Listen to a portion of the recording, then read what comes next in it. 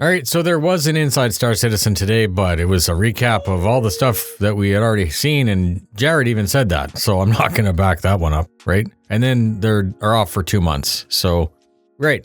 What we're going to do is something different. Hello, YouTubers. This is a noobifier. The YouTube algorithm is being more difficult than standard, and the notifications are not going out, so you can help by sharing the content directly with a friend or orgmate. During IAE this year, 2024, there were 4 special segments. This is the second of 4 Inside Star Citizen IAE Episode 2. Here's what you need to know. Once again, John Crew, Rich Tyrer, Jared asked about the squadron demo that we saw this year at CitizenCon, how capital warfare was progressing.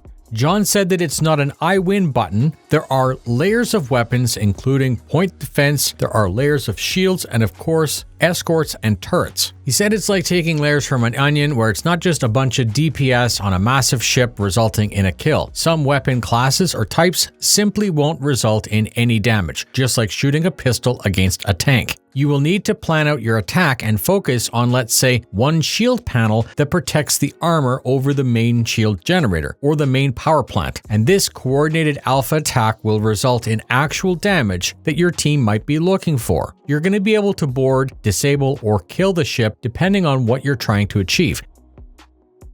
Which shield face are we going to try and soften up and dampen to weaken it, to be able to then send in our a squad of fighters to be able to target certain shield emitters, another squad to be able to target the PDCs, or in case if you're taking a much larger ship, like a Javelin size, which will have flaks.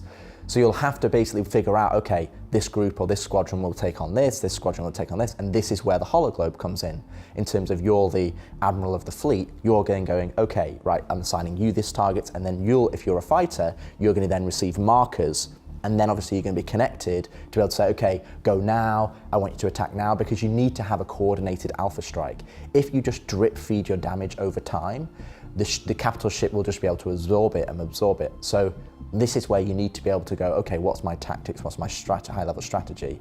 And then once you've taken out the PDCs and you've taken down a shield phase, that's when you've got essentially 2 options. One option will be to board, so you'll be able to then use our hacking gameplay, and then obviously you'll have to fight your way through to the bridge to be able to take over it. Or the other side is then you just, if your mission is to just destroy this ship, if you've taken down those layers of defenses like John says, that's where you then send in the torpedoes.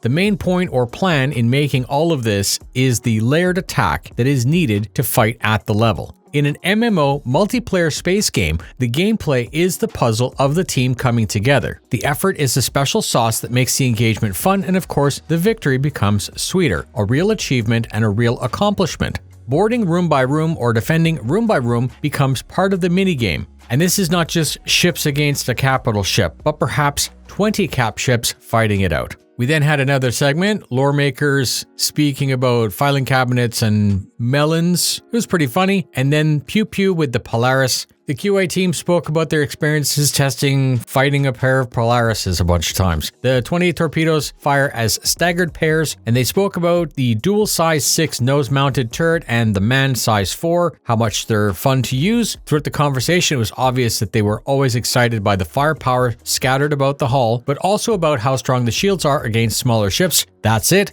If you like the content, got something out of it, please consider sharing with a friend or orgmate. Thank you very much for spending your time with me. Fly safe, and I'll see you in the verse.